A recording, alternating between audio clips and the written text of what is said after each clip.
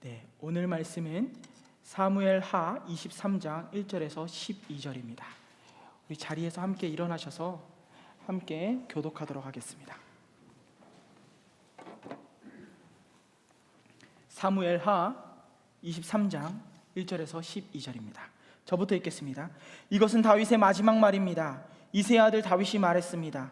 하나님께서 높여주신 그 사람, 야곱의 하나님이 기름 부으신 그 사람, 이스라엘의 아름다운 노래를 부르는 사람의 말입니다. 나를 통해 말씀하셨다. 그분의 말씀이 내 혀에 있었다. 이스라엘의 하나님께서 말씀하셨다. 이스라엘의 반석이신 하나님께서 내게 말씀하셨다. 이스라엘에서 사람들을 공의로 다스리는 사람은, 하나님을 두려워하며 통치하는 사람은 아침 햇살 같을 것이다. 비겐 뒤의 햇살이 땅의 새싹을 돋게 하는 것 같을 것이다. 내 집이 하나님 앞에 이렇지 않은가? 그분이 나와 영원한 언약을 맺어 모든 일을 잘 갖추어 주시며 든든하게 하시지 않았는가? 그분이 어찌 내 구원을 이루지 않으시며 내 모든 소원을 들어주시지 않겠는가? 악한 사람들은 손으로 잡을 수 없는 가시덤불과 같다. 그 가시덤불을 만지는 사람은 누구나 철로 된 무기나 창자루를 사용하는 법이니 그런 사람들은 그 자리에서 불에 타버릴 것이다. 다윗에게 있는 용사들의 이름은 이렇습니다. 다그몬 사람 요셉 바세벳이라고도 하고 에센 사람 아디노라고도 하는 사람은 그는 창을 들어 한꺼번에 800명을 죽인 일도 있었습니다. 그 다음은 아호와 사람 도대의 아들 엘르아살이었는데 그도 다윗의 세 용사들 가운데 한 사람이었습니다.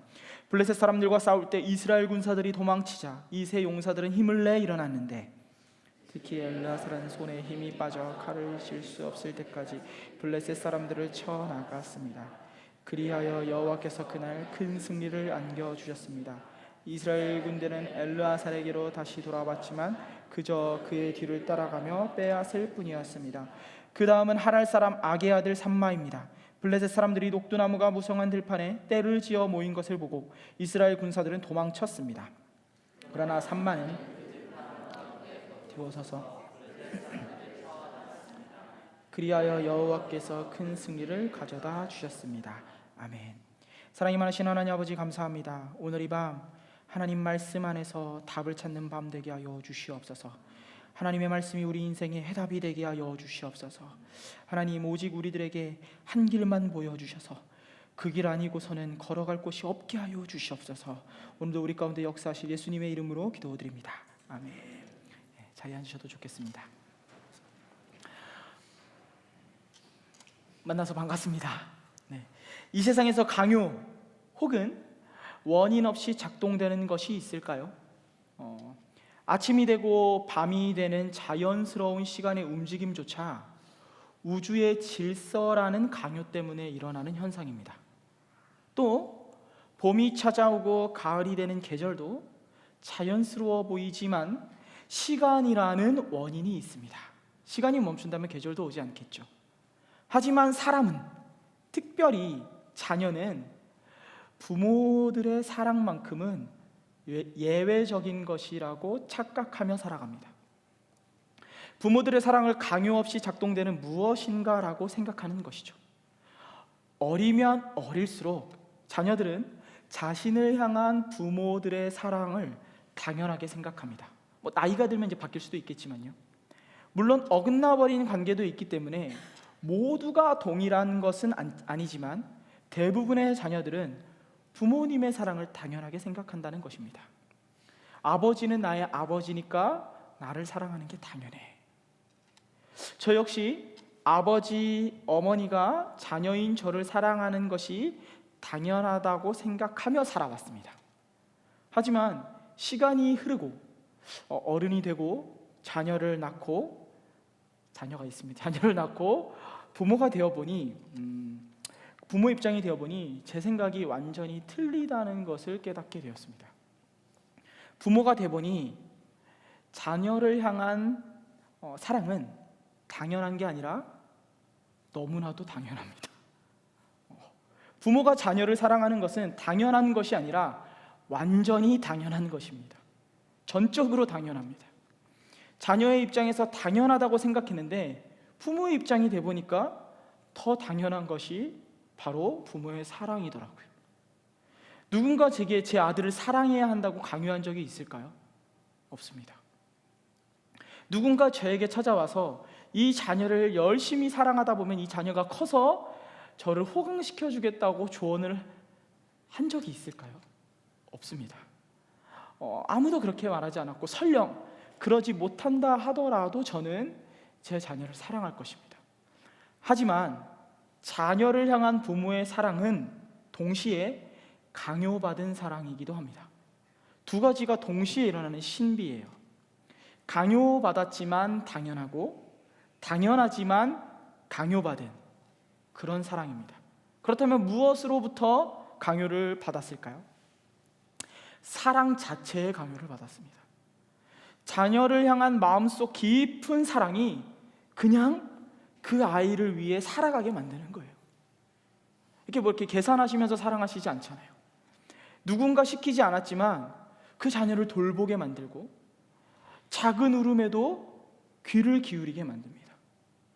누군가 우리의 멱살을 잡고 협박한 것도 아닌데, 강요한 것도 아닌데, 마음속에 있는 깊은 사랑이 그저 그 자녀의 작은 움직임에도, 작은 동요에도 집중하게 만드는 것이죠. 자녀를 향한 부모들의 사랑이 무엇인가에 강요받은 사랑이라면 그들을 강요한 것은 사랑 그 자체일 것입니다. 그리고 그 사랑 때문에 누가 봐도 당연한 사랑을 자녀들에게 쏟아붓고 있는 거예요. 이 자녀에게 좋은 부모가 되어줘야지, 이 자녀에게 그늘이 되어줘야지, 이 자녀가 살아갈 힘이 되어줘야지.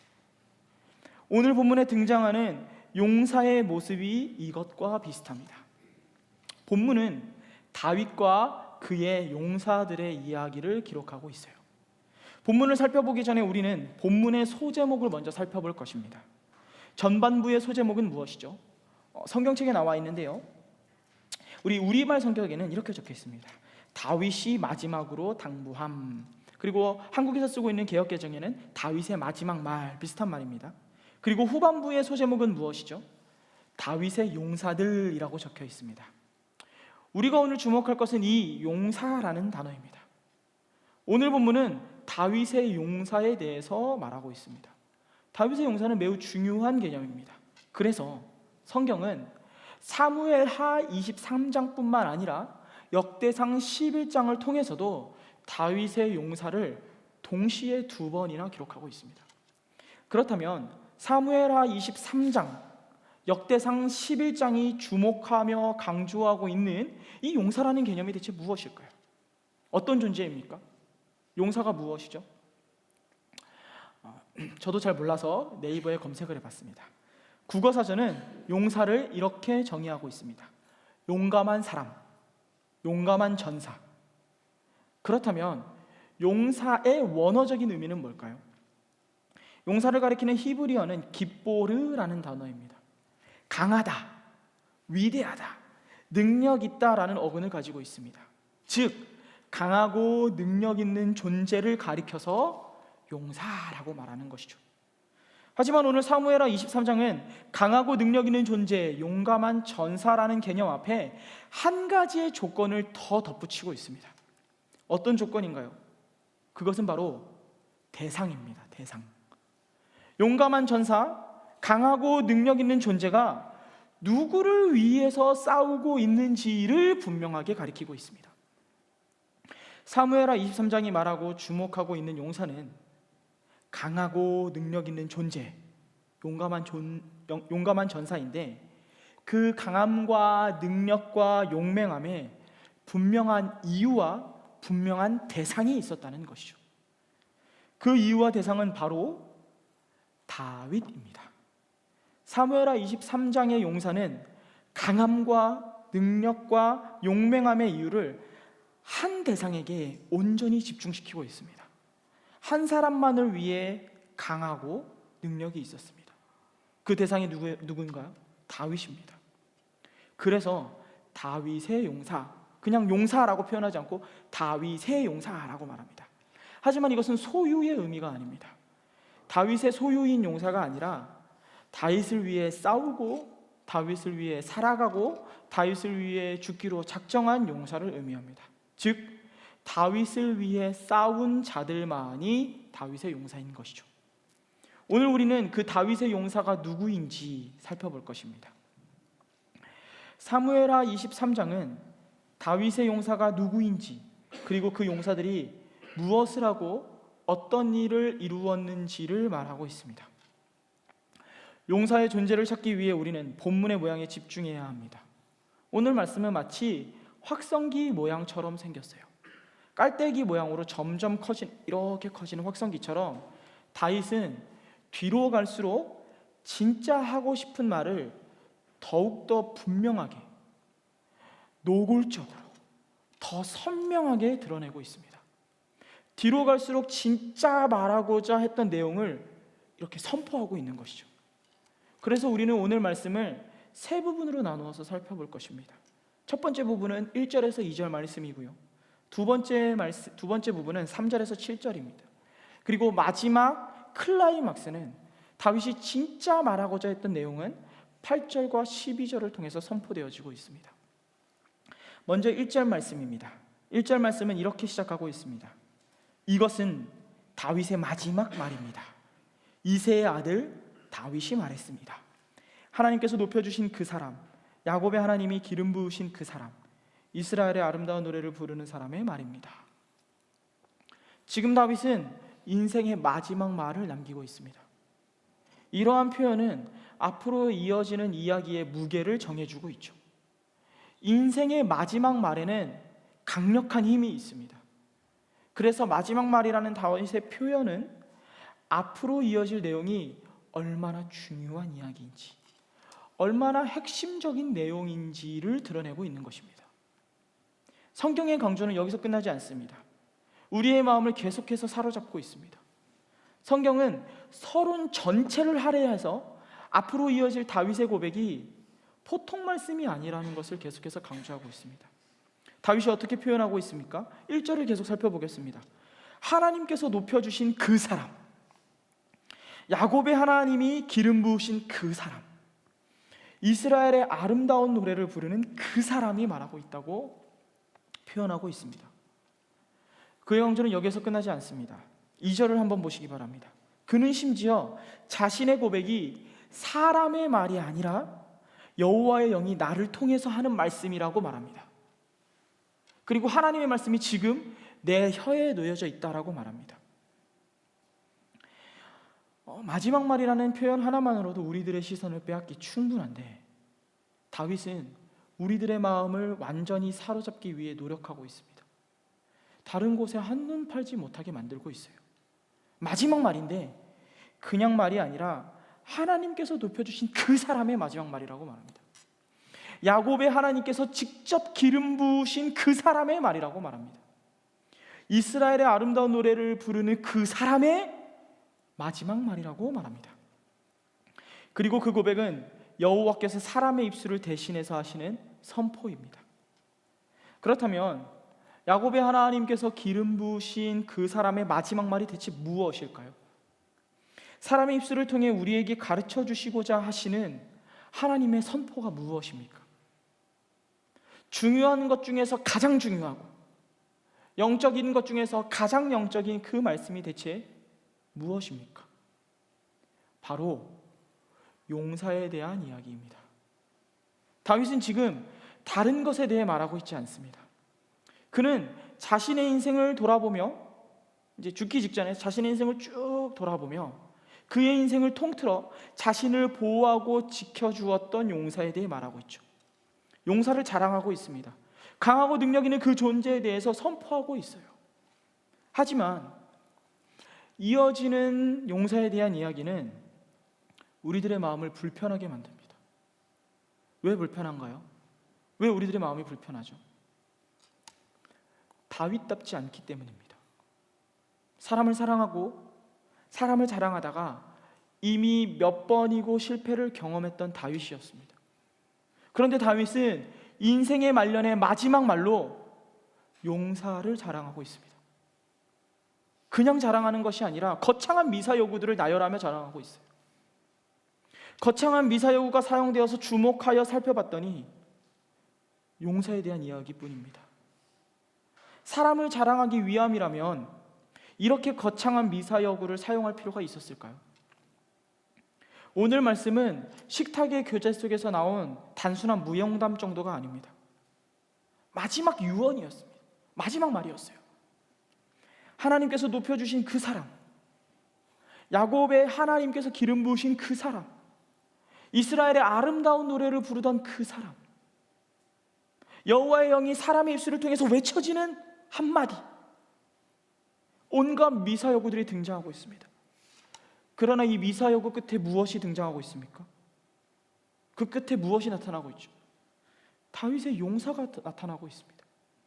사람을 자랑하는 것, 사람을 소개하는 것, 사람을 드러내는 것, 다윗에게 어울리지 않습니다. 그렇다면 다윗은 정말 사람을 자랑하려고 했던 걸까요? 이 모든 미사여구가 사람에 대한 자랑을 향해 존재하고 있는 걸까요? 그래서 우리는 성경이 말하고 있는 세 명의 용사에 대해 살펴보아야만 합니다. 첫 번째 용사의 이름은 8절에 나와 있습니다. 그의 이름은 요셉 밧세벳입니다. 두 번째 용사의 이름은 9절에 나오죠. 엘르아살입니다. 세 번째 용사의 이름은 11절에 나옵니다. 삼마입니다. 첫 번째 용사부터 살펴보겠습니다. 그의 이름은 요셉 밧세벳입니다. 그의 이름은 사무엘 하에만 등장하고 있고 단번에 적군 800명을 쳐서 죽인 군인이었습니다. 그리고 오늘 우리가 주목해서 볼 용사는 두 번째 용사와 세 번째 용사입니다. 두 번째 용사 엘르아살과 세 번째 용사 삼마입니다. 9절에서 10절 말씀은 두 번째 용사 엘르아살에 대해서 말하고 있고 11절과 12절은 세 번째 용사인 삼마에 대해서 말하고 있습니다. 그리고 하나님의 말씀인 성경은 의도적으로 두 용사의 이야기를 똑같은 구조로 나열하고 있습니다. 9절에서 10절 말씀입니다. 그 다음은 아호와 사람 도대의 아들 엘르아살이었는데 그도 다윗의 세 용사들 가운데 한 사람이었습니다. 블레셋 사람들과 싸울 때 이스라엘 군사들이 도망치자 이 세 용사들은 힘을 내 일어났는데 특히 엘르아살은 손에 힘이 빠져 칼을 줄 수 없을 때까지 블레셋 사람들을 쳐 나갔습니다. 그리하여 여호와께서 그날 큰 승리를 안겨주셨습니다. 이스라엘 군대는 엘르아살에게로 다시 돌아왔지만 그저 그의 뒤를 따라가며 빼앗을 뿐이었습니다. 엘르아살의 이야기가 어떻게 구성되어 있습니까? 블레셋 사람들이 모였고 이스라엘 사람들은 도망쳤습니다. 그리고 엘르아살은 저항했습니다. 그리고 여호와께서 그날 큰 승리를 안겨주셨습니다. 세 번째 용사 삼마의 이야기도 한번 살펴볼까요? 11절에서 12절 말씀입니다. 그 다음 하랄 사람 아게의 아들 삼마입니다. 블레셋 사람들이 녹두나무가 무성한 들판에 떼를 지어 모인 것을 보고 이스라엘 군사들은 도망쳤습니다. 그러나 삼마는 그 들판 한가운데 버티고 서서 블레셋 사람들을 쳐 나갔습니다. 그리하여 여호와께서 큰 승리를 가져다 주셨습니다. 세 번째 용사 삼마의 이야기는 이렇게 이루어져 있습니다. 블레셋 사람들이 진을 쳤고 이스라엘 사람들이 도망쳤습니다. 삼마는 싸웠고 여호와께서 큰 승리를 가져다 주셨습니다. 이야기가 똑같죠. 구성이 똑같습니다. 블레셋 사람들이 진을 쳤고 이스라엘 사람들은 도망쳤고 영웅들은 싸웠고 하나님께서 큰 승리를 주셨다. 엘르아살과 삼마의 이야기는 비슷한 구조, 비슷한 방식으로 기록되어져 있습니다. 심지어는 똑같은 단어, 똑같은 문장이 등장하고 있어요. 대체 왜 이런 일들이 일어나는 걸까요? 성경이 한 가지의 진리를 말하고 싶어 했기 때문입니다. 성경의 저자는 두 개의 다른 이야기를 통해서 한 가지의 진리를 선포하고 있습니다. 두 번째 용사 엘르아살의 이야기를 한번 볼까요? 핵심 문장은 10절 마지막 부분에 나타나 있습니다. 여호와께서 그날 큰 승리를 안겨주셨습니다. 세 번째 용사 삼마의 이야기에서 핵심 문장은 12절의 마지막에 등장합니다. 여호와께서 큰 승리를 가져다 주셨습니다. 우리말 성경에는 두 개의 문장을 서로 다르게 번역했지만 성경이 쓰여진 실제 히브리어 성경은 이 두 개의 핵심 문장을 동일한 단어, 동일한 순서, 동일한 문법으로 기록하고 있습니다. 똑같은 걸 보여주면서 한 사건에 주목하게 만드는 것이죠. 그것을 지역하면 이렇습니다. 여호와께서 큰 구원을 이루셨다. 성경이 대체 무엇을 이야기하고 있습니까? 대적이 진을 쳤습니다. 도망갈 곳이 없고 소망이 없어 보이고 우리의 힘으로 할 수 있는 것이 없고 계산기를 두드려봐도 수가 보이질 않습니다. 대적들 앞에서, 문제 앞에서, 죽음 앞에서 백성들은 도망쳤습니다. 그러나 엘르아살과 삼마는 저항하여 싸웠습니다. 하지만 우리는 그 다음 표현에 집중해야 합니다. 그 전쟁은 엘르아살과 삼마 때문이 아니라 하나님 때문에 승리하게 되었습니다. 성경은 엘르아살 때문에 승리했다라고 말하지 않아요. 삼마 때문에 이기게 되었다라고 말하지 않습니다. 그냥 하나님이 큰 구원을, 큰 승리를 이루셨다라고 말합니다. 성경은 그 용사 때문에 큰 승리를 거두게 되었다고 말하지 않습니다. 오히려 이렇게 외치고 있습니다. 여호와께서 큰 구원을 이루셨다.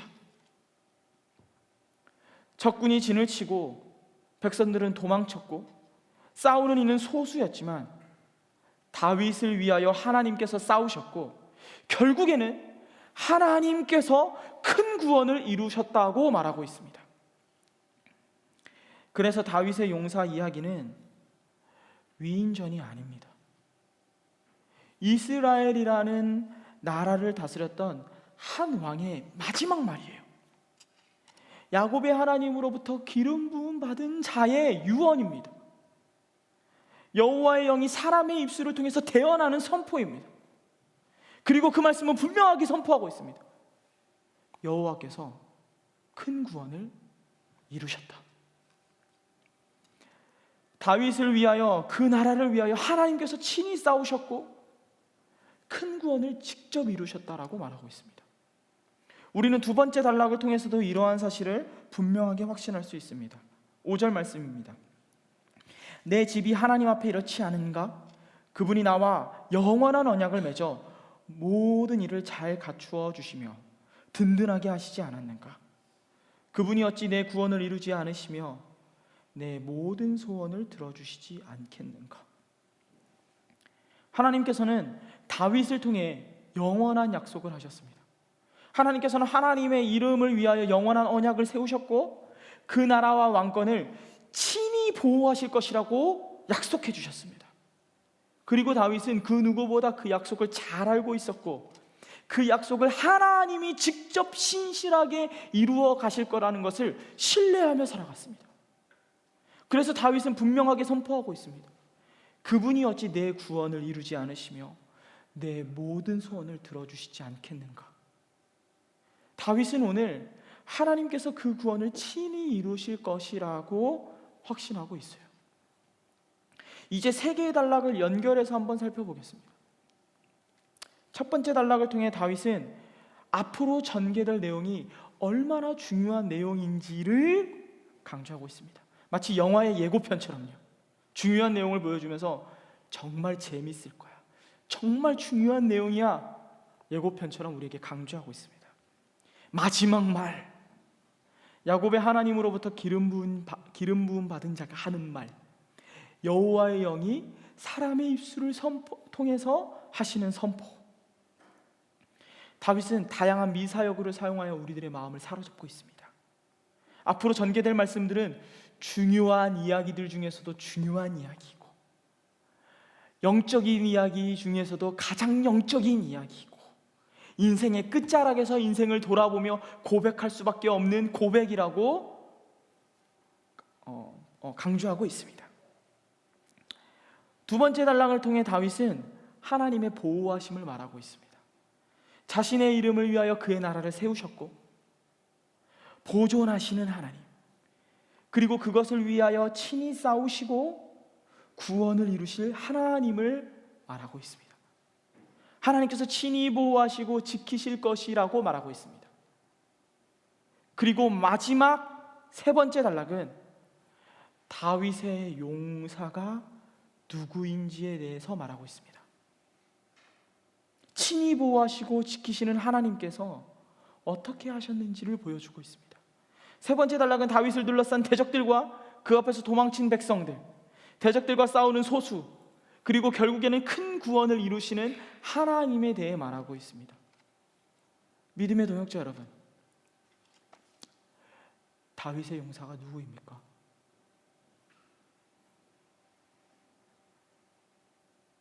다윗의 인생 처음에서부터 인생의 마지막까지 오직 다윗만을 위하여 싸우시고 다윗을 보호하시고 지키시던 그 용사가 누구입니까?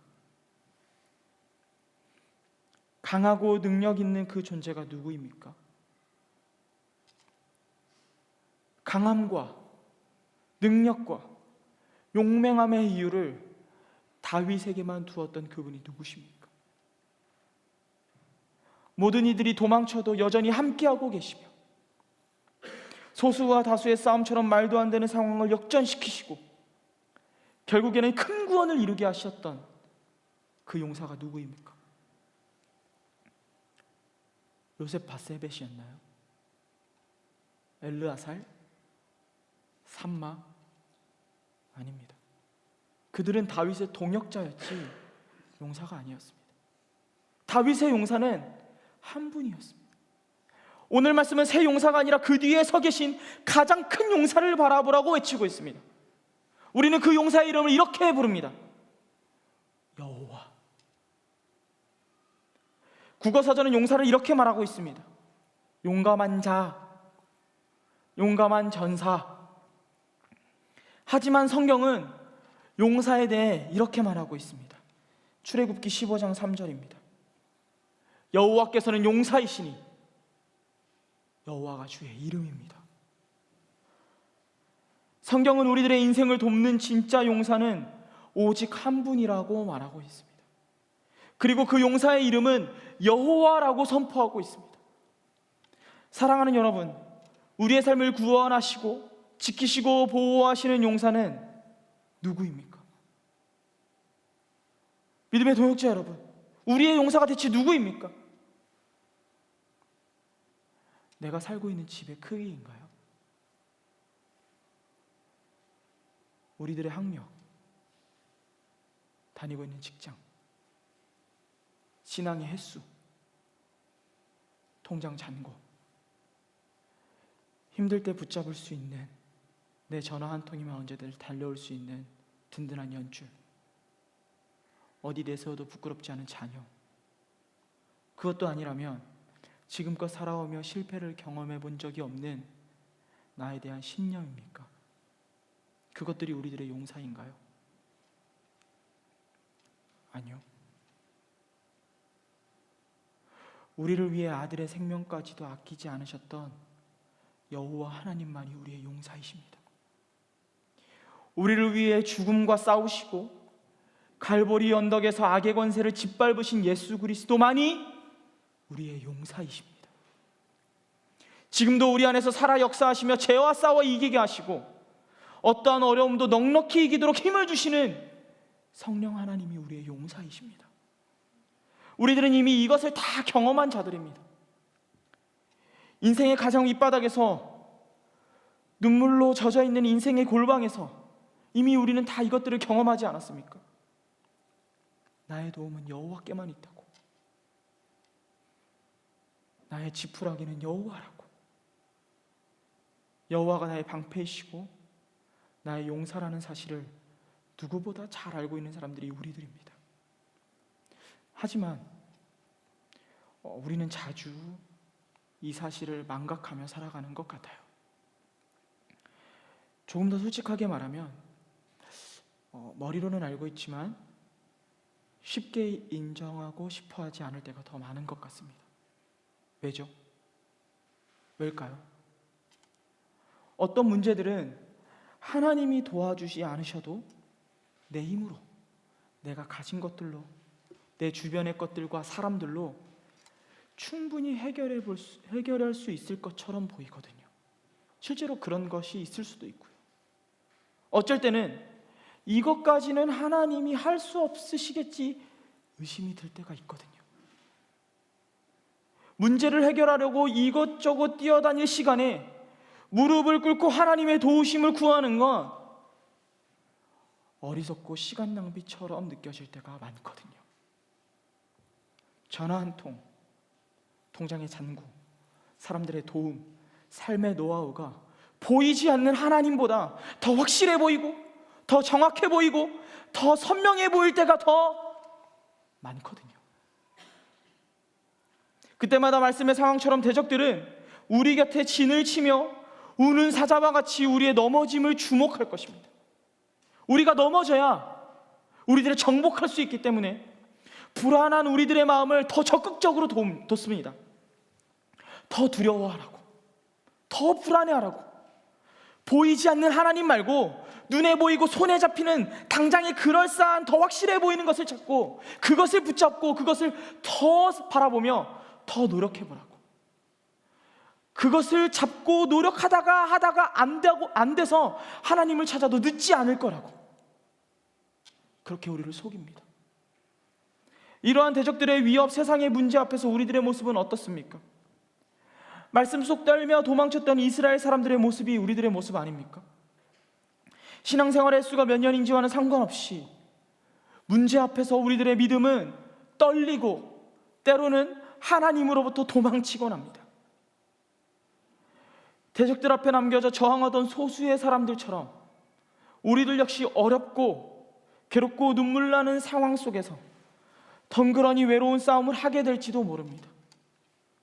그러나 믿음의 동역자 여러분, 이 모든 상황을 뒤집는 하나의 진리가 있습니다. 여호와가 큰 구원을 이루셨다. 이 진리는 문제 앞에서 우리를 위해 싸우시는 그 용사를 바라보게 하는 힘입니다. 여호와께서 큰 구원을 이루셨다. 이 진리는 벼랑 끝에서조차 우리를 다시 날아오르게 하는 우리의 용기입니다. 여호와께서 큰 구원을 이루셨다. 이 진리는 삶의 끝에서 우리들의 인생을 다시 부여잡고 다시 달려가게 하는 힘입니다. 여호와께서 큰 구원을 이루셨다. 이 진리는 넘어진 우리를 다시 일으켜 세우시고 끌어안으시는 사랑입니다. 대적들이 우리 곁에 진을 친다 할지라도 그들이 얼마나 강하고 많고 위협적인지 상관없이 하나님께서는 큰 구원을 반드시 이루실 것입니다. 왜냐하면 그분이 우리의 용사이시기 때문입니다. 하나님은 우리의 용사이십니다. 그분은 강요받았습니다. 우리를 향한 사랑에 강요받아 우리의 용사로 살아가기를 간절히 원하고 계신 분이십니다. 우리의 인생을 책임지시지 않으시면 마치 그분에게 커다란 손해인 것처럼, 우리의 아픔을 싸매지 않으시면 마치 그분에게 커다란 문제가 생기는 것처럼, 우리를 대신해서 싸우지 않으시면 마치 그분이 하나님이 아닌 것처럼, 그렇게 강요받은 사랑 때문에 하나님께서는 오늘도 우리 앞에 우리들의 용사로 서 계십니다.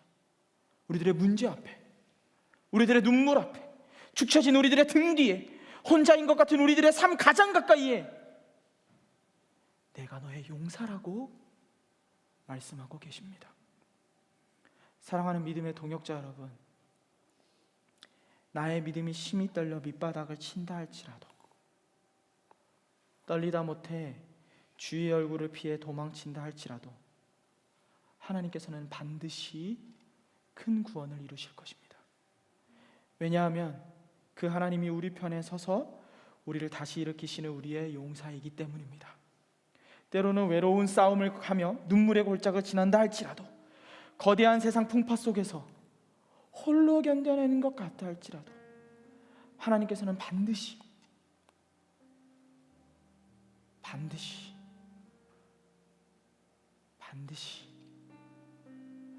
큰 구원을 이루실 것입니다. 왜냐하면 그 하나님이 우리를 결코 홀로 두시지 않으시는 우리의 용사이시기 때문입니다. 우리는 우리의 용사 하나님 한 분으로 인해 반드시 큰 승리를 거둘 것입니다. 우리의 힘은 여호와 하나님 한 분에게 있습니다. 우리의 능력은 우리의 용사이신 여호와 하나님 한 분에게 있습니다. 문제를 뛰어넘어 기뻐하게 하는 힘은 세상이 아니라 하나님께만 있습니다. 우리의 능력도, 우리가 의지할 만한 다른 어떤 것도 아닌 우리의 용사이신 여호와 하나님 한 분에게 우리의 살아갈 이유도, 문제를 이겨낼 힘도, 다시 달려갈 힘도 있습니다. 여호와께서는 용사이시니 여호와가 주의 이름입니다. 여호와께서는 용사이시니 여호와가 주의 이름입니다.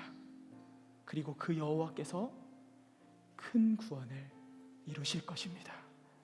이 시간 함께 말씀을 기억하며 찬양하겠습니다.